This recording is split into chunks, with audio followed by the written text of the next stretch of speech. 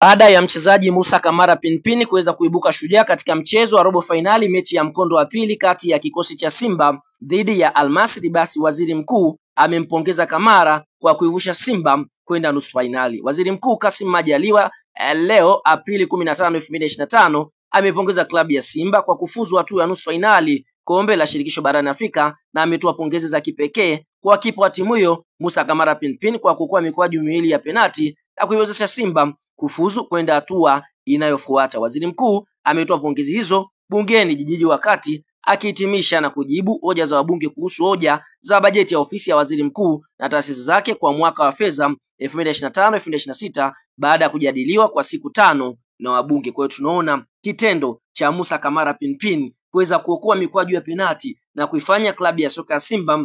kwenda hatua ya nusu fainali michuano mikubwa ya kombe la shirikisho, basi kimeweza kumibua waziri mkuu wa nchi ya Tanzania.